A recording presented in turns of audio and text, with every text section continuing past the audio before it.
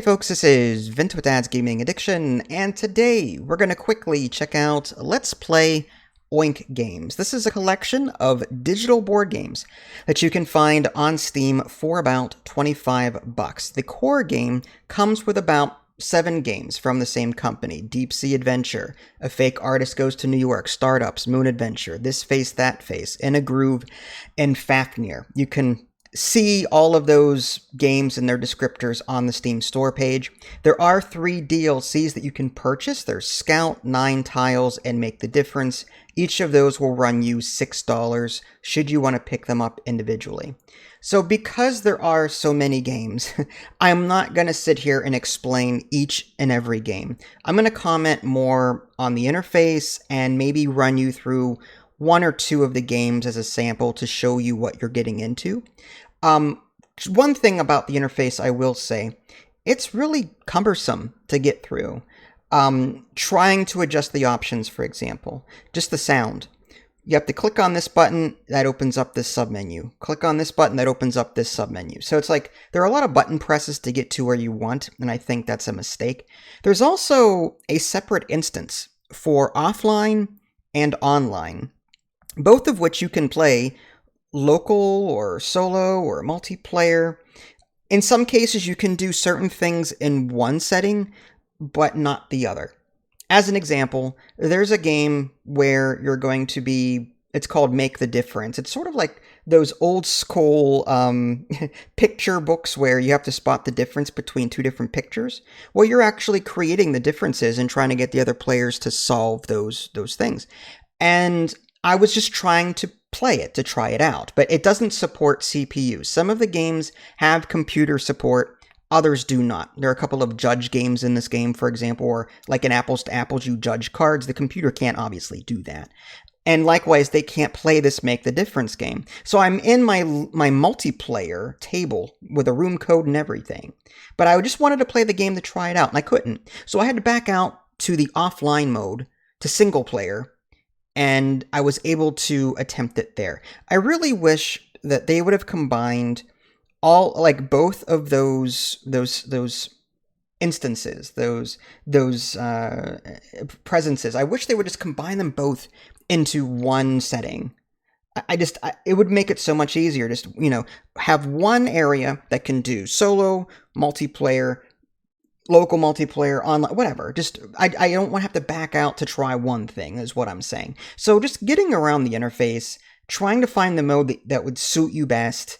When you're playing quick play, for example, with other people, you're limited. In Scout, for example, you're forced into playing 1 round with quick play.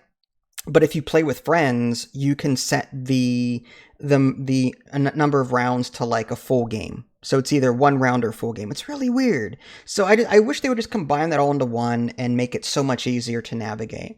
As far as the games themselves, like I said, I'll take you through a couple of them. There's that Deep Sea Adventure game that I actually covered on my channel before with a board game. And you're going to be you're going to pick a character and you're going to launch from this submarine, go down the path as much as you dare to, pick up tiles along the way that have point values on the opposite side. The trick is that at the beginning of everyone's turn, the oxygen on the submarine will dissipate. And if the oxygen reaches 0 and you're still out there, you pretty much lose everything you picked up. So it's a push your luck kind of thing. You have to roll dice for movement, and if you roll low, then you may not make it back to the sub. And the number of tiles that you've picked up actually count against you weight-wise. So if you roll a 5 and you have 2 tiles, then you can only move 3. So at some point, you have to choose to go back home and hope that you make it back home before you run out of air. And everyone else is trying to make these same judgment calls. And the game is played over 3 rounds. The more valuable tiles will eventually be moved up. So like the 1 dot tiles are the most like lowest in terms of point value, but the 4 and 3 dotted tiles, they have the most points on them. But trying to get down there in the early round, like 1 or 2, is very difficult to do. You might have to wait for round 3, and even then, just try and push your luck and get down there to pick all of these up. It's not a bad game, but again, it's dice rolling and push your luck. There is a little bit of strategy, but it's okay. And the interface, I mean, it was fine. Like, it did its thing. I didn't have any complaints about understanding how that all worked. There's another game where you're going to be, I believe it's called 9 Tiles, and you are given a picture of what your tableau is supposed to look like. And the cards that you have 2 sides. So you're constantly flipping and swapping to try and get the cards to where they need to be to match the goal picture. It's probably one of the easiest games that I've played in this set so far. There are CPU supports for this as well, which is fine. And there are difficulty modes. I believe there's like normal, hard, and something else that's higher than that. So, you know, you can give yourself more of a challenge. I wish there was like an easy brain dead AI so that you can learn the rules a bit easier, but so that goes. There's also this other one. I don't know how to feel about it. It's called In a Grove, and you will be able to... So basically, there's 3 suspects, and the highest... They're face down. No one can see who they are. There's a number on each of these tiles, these people tiles.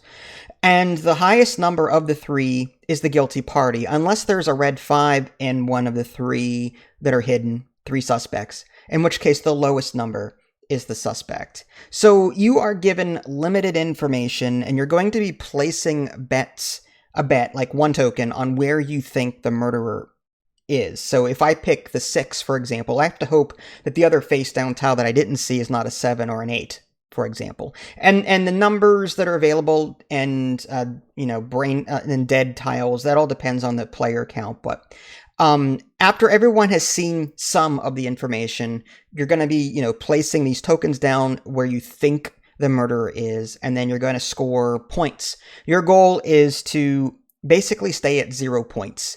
If you pick the wrong number, then you get your whatever token was on top of that stack of the wrong person with the alibi. You get all of those, and those are negative points for you. Getting back to that whole draw a picture thing, what you're looking at now is just me playing around in that solo mode. Here, I can just take a screenshot of this and send it to people to figure out. That's the extent of the solo mode.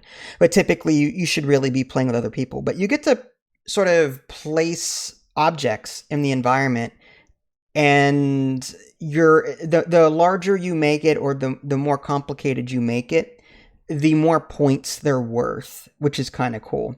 So yeah, I like it. I mean, again, that takes me back to when I was a kid. I was waiting in a dentist office, and there was like Goofus and... It was the Highlights magazine. That's what it was called. There was Goofus and Gallant, and then there was pictures like this where you had to sort of spot the differences. And it's okay. I don't mind stuff like this. I can't draw, but if you're just making little additions to pictures, like a Seek and Find, a Where's Waldo kind of thing, then this is really cool. And I really look forward to playing this with other people.